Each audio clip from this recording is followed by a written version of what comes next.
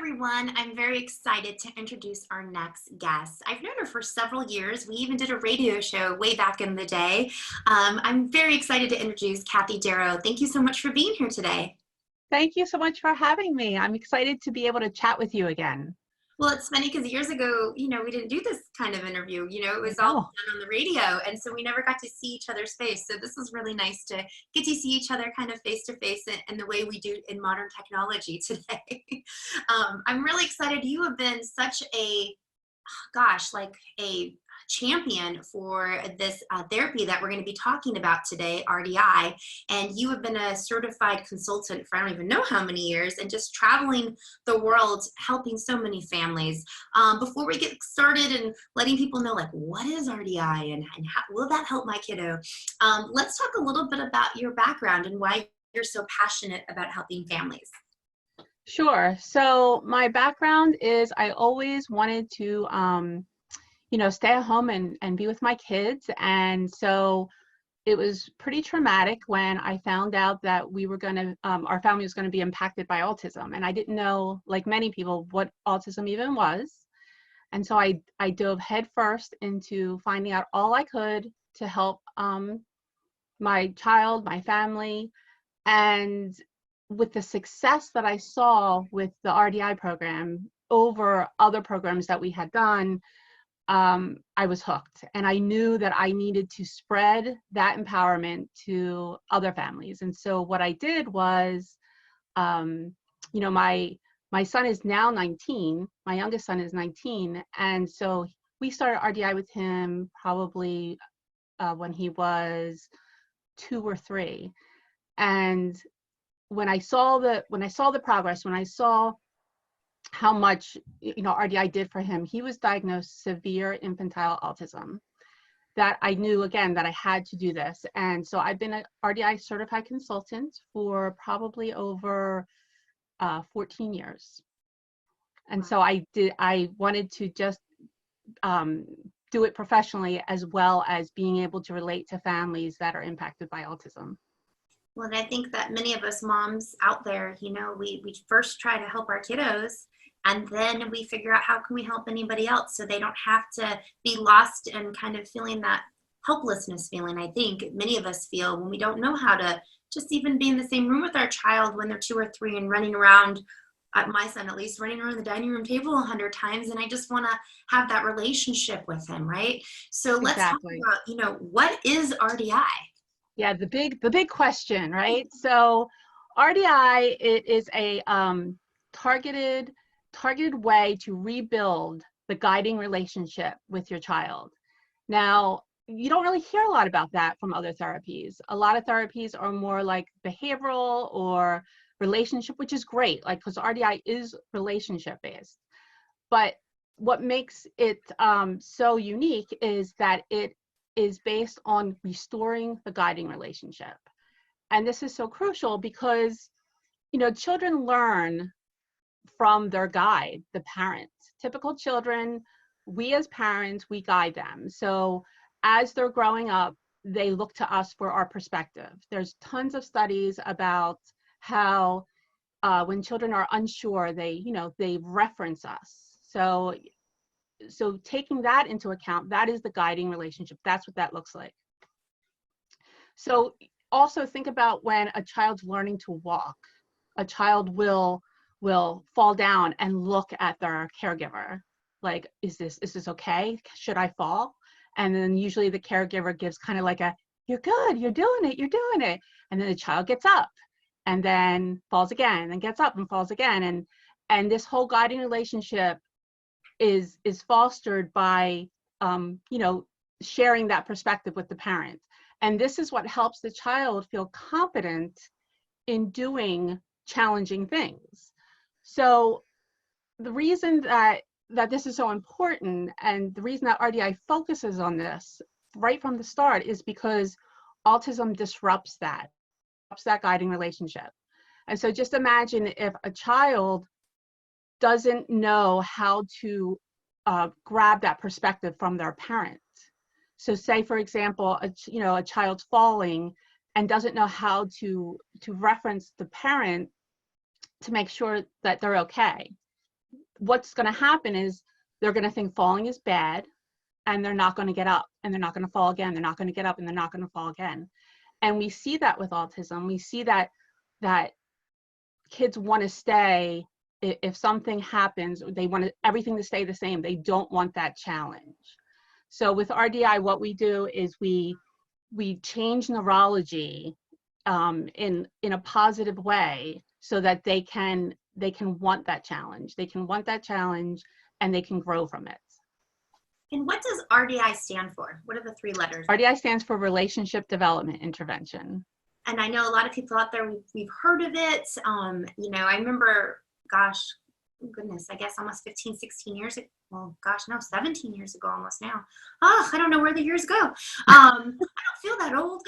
But I remember when our son got the diagnosis, I remember hearing about RDI, and then I feel like you hear about things, and then they kind of go away, and depending on where your territories are, and your insurance and school districts and everything else. And but I've never heard anything negative. I've only heard positive things when it comes to RDI. So this interview, I think, is just so important for those out there, especially if you live in places that, you know, the traditional thing typically, right? You see ABA, sometimes you see some play therapy, and often people don't know that there's other options out there. So I think it's important for them to learn about this. Now, is RDI for anyone on the spectrum? Well, this is a great question, because undoubtedly throughout my years of a parent and a consultant, I've always heard, oh, well, RDI isn't for nonverbal kids, or RDI isn't for high functioning, RDI isn't for low functioning. RDI is for every person who struggles with the guiding relationship. So RDI, I mean, I always look at it this way. RDI gives you a chance to revisit development, to restore your developmental trajectory. So every parent, of course, wants that for their child, and every person deserves that opportunity. So that is why it's for everybody. Everybody deserves that chance to get back on their developmental trajectory.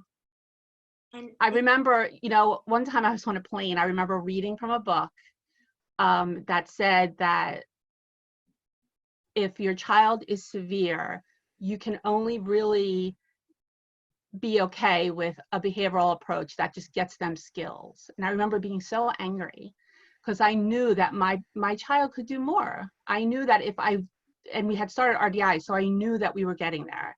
And I knew that it was incorrect information. So as a parent, I knew that I had to explore other options.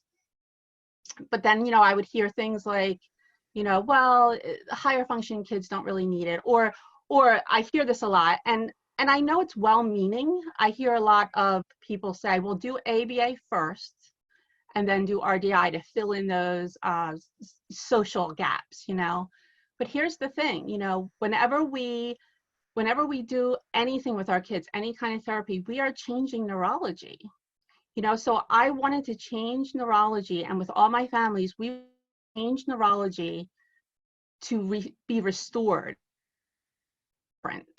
So if we're going to treat it like a behavioral that we're trying to fix, that's very different than going back and looking at what we need to fill in, what that child's not understanding developmentally, perspective taking, what they're not picking up from their guide.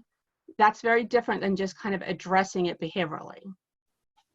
And so when you're looking at, you know, a family with younger children, how does RDI specifically support them?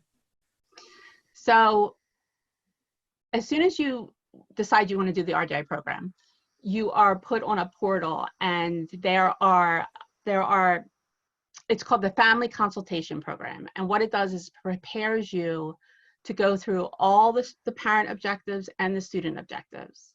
And so things like, you know, preparing for guiding, what autism is, what autism isn't. You know, there's a lot of controversy about what autism is and what autism isn't. And there's very good webinars on there from Dr. Gutstein, the founder of RDI, that will describe exactly what the research says about autism. So not only that, but you also will go through like a step-by-step process of parent objectives. And so, for example, one of these are mission statements. And I found this incredibly empowering because what I did was I did a mission statement, what I wanted to see my child in 2 years, in 5 years, in 10 years. And it's actually on my blog because my son's now 19 years old. And we did this when he was 2 and 3. And it's come true. A mission statement has come true. And so we start with that. We start with many different parent objectives to kind of get you prepared to guide. And then what we do is we talk about things like co-regulation, framing, spotlighting. I know I'm kind of talking about a different language here, but there's a lot of information on my blog that can kind of go into more detail about that. But I feel like a lot of the things that we talk about with the parent objectives, it's very comprehensive. And that hopeless feeling that when you go into a program and you're hopeless and you're not sure what to do, RDI definitely gave me my hope back because then I had a plan. You know, and a lot of the things that I saw in RDI, it made sense. I remember when I first was listening to Dr. Gutstein, as a parent, I was like, this makes total sense. Like, why didn't I think of this? This makes total sense. So it's just a very deliberate way to redo that those developmental steps. And each assignment is then videoed. And what I do is with my clients, I watch the video with them together. And the reason that we use video is because whenever you're in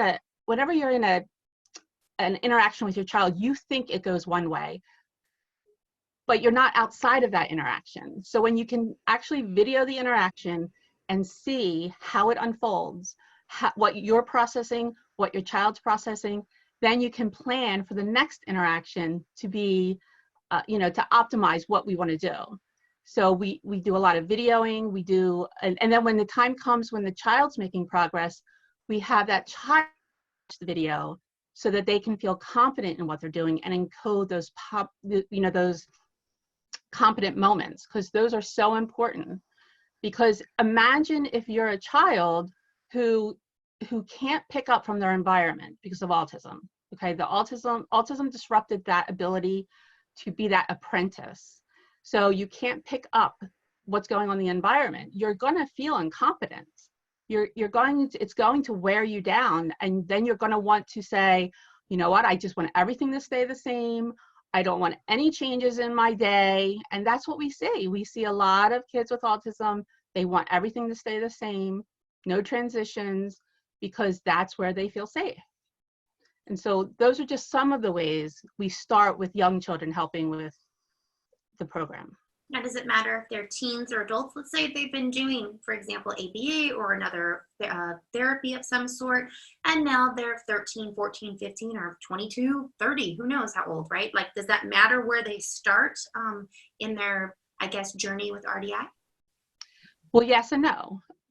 It does matter where they start, because the older the child is, I mean, like I said before, everyone deserves that chance to get back on that developmental trajectory. But the older the child is, the more compensations they've had to build up to survive. You know, they've had school, they've had interactions that they didn't feel competent in. So, you know, they've learned a lot of compensations. So it's I don't want to say it's harder, because it's not, because we have a very deliberate plan. But we have to focus more on them feeling confident, them kind of understanding subtle cues in their environment. You know, there's a lot of unwritten rules. There's a lot of like unwritten things in interactions that I work with a few older teens and adults, and they just don't get what everyone else gets naturally. And so for this reason, we actually use a lot of video for them. We use a lot of helping them to kind of experience a moment authentically, and then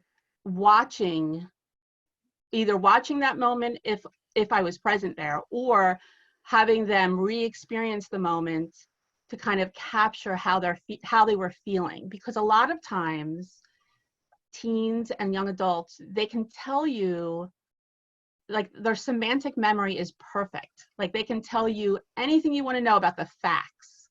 Like, we see that all the time. But that emotional memory, that experiential memory, is what we work on. And, you know, this is so important because we want to change the narrative of these young adults. We want to change that, you know, we don't want them to think, I don't know what I'm doing, like the world, I can't figure out this world. We want them to be able to experience themselves for self-awareness. We want them to be able to have that experiential knowledge so that they can, you know, they can categorize their different experiences, so to speak. We work on categorizing different experiences, helping them to kind of understand that what they do impacts their future. Like, imagine if you were somebody who didn't know that yesterday impacts today and today impacts tomorrow, because you don't know that all your experiences tie together. Imagine if you just woke up and you thought every day was brand new. You know, and a lot of the kids I talk to, a lot of the kids I work with, they like the videotaping because they say that they can remember things that way, because if not, they'll forget.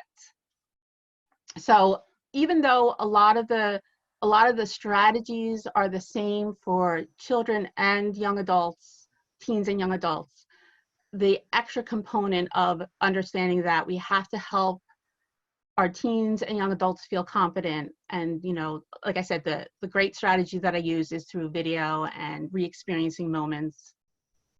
Well, and one of the questions that came to my mind is, you know, so many of our kiddos of all ages, they have more than just the label of autism. They might have epilepsy, they might have OCD, they might have ADHD, they might have lots of autoimmune issues that's causing some neurological challenges. Can RDI play a role in those diagnoses as well, or is it something that it's easier if they don't have all those other diagnoses? Well, with RDI, we do an obstacle assessment. So some children, right, will have additional obstacles, and then we'll bring in other professionals that can help. So I would say, to answer that, it just depends. It depends on what it is. I think that it depends, you know, where, yeah, I think it just depends what it is. Okay. And you know, we definitely like the partnership. You know, I'll give you a perfect example. So my son, I had to do biomedical with him too. I had to do, you know, his gut was a mess. And so RDI doesn't really address the gut, but what RDI does is, because we can sit here and say, okay, what part is the guiding and what part is something else? Mm-hmm. And so when you figure out the piece that's the guiding piece that needs to be worked on, and you kind of, you know, peel that onion, then you can say to yourself, okay, so this is kind of like a co-occurring condition, an obstacle that is in addition to the guiding obstacle. And so then that's when we bring, you know, partnership in. But it's always good, because I will tell you this, another story, that I was told my son would never talk. I was told he would never talk, that, you know, he had apraxia, and they gave him all sorts of labels. And because I was able to go back and restore his developmental milestones in a step-by-step manner with RDI, he started having language. Like, he started to talk because it was clicking. I was restoring his developmental path. Now, with a child who has a legitimate speech issue, he's going to need extra help. But I would say, you know, through RDI, we can discover what extra help is needed and what can be automatically restored with the guiding relationship. Does that answer your question? Oh, absolutely. What does a traditional, and maybe there isn't a traditional, I don't know, but is there so many hours a day you do RDI? Is it ongoing? Is there, like, for example, you always hear like that 40-hour-a-week ABA kind of protocol, right? Is there a protocol, yeah, you know, for RDI? Well, thankfully, it can be unique to every family, because every family is unique. Mm-hmm. So I obviously want my families to do something every day. But the beauty of RDI is it's not like you have to do something extraordinary. It's you want to embed natural situations into your day, which is a little bit of challenge. And like an RDI consultant will help kind of develop what kind of challenge for that particular child. So, you know, take example, one of the most recent families that I work with. Once you start, you know, I always say like an hour a day, just kind of do something RDI, just some sort of baking, you know, a social game, some chores. And once they start seeing progress, then they're like, oh my gosh, I'm going to do this all the time, you know? And then once they really start understanding the principles, then you can't even separate yourself from RDI. Like I do RDI all day. I don't even know I'm doing it. So to answer your question, I would say start off with, you know, at least a couple times a week for an hour, maybe 5 hours a week, and then go from there, because that way you can really understand the principles and start implementing it. I mean, the old-fashioned RDI would say there was lab time and then there was RDI on the fly. You know, so it was kind of like that lab time, like, okay, I'm going to sit down, I'm going to frame what I'm going to do in a worksheet and do the activity. And then other times I'm just going to use the principles when I'm out shopping or when I'm, you know, out at the playground.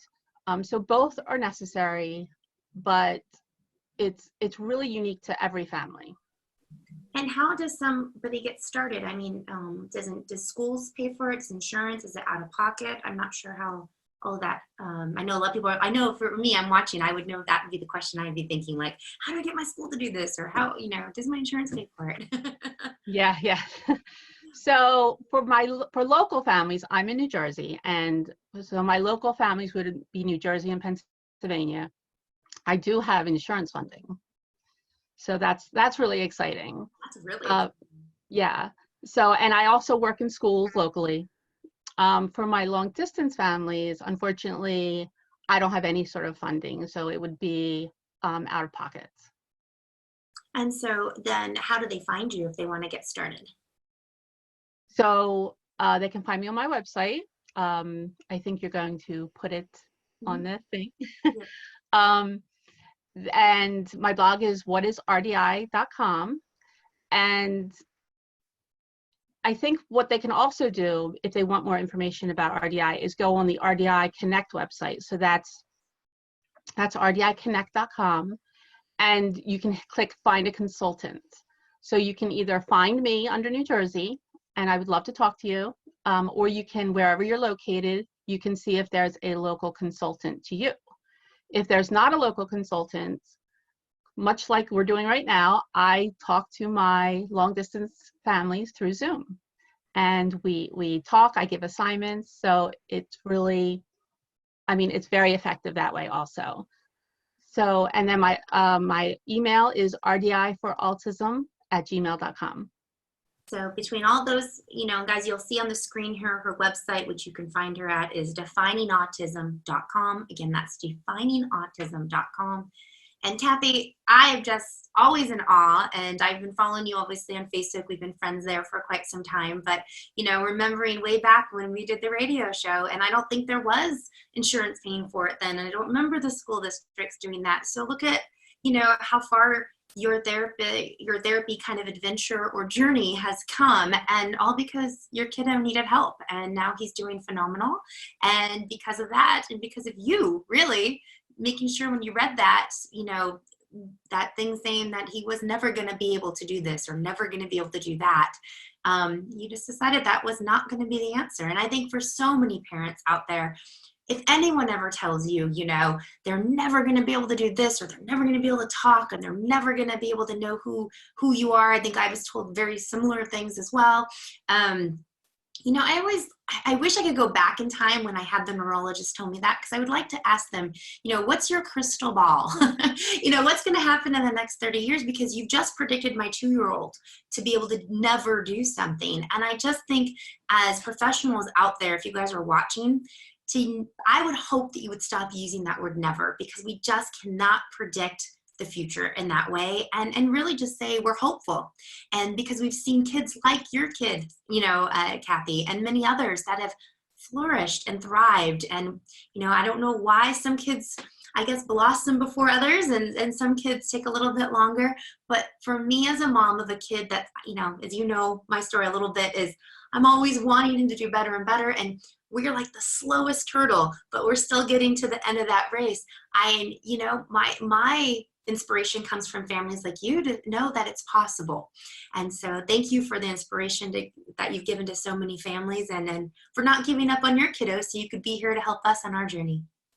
I love that message, Kristen. Kristen, you are a fantastic mom. I love your story, and I love how, you never give up. And I will tell you, like, I see my child and I'm like, you know what, I'm going to work on this and I'm going to work on that. Like, we as parents, we always see that to help them with their obstacles is a crucial part. And so I love that. I love that, the empowerment that we feel as parents. And it's so true.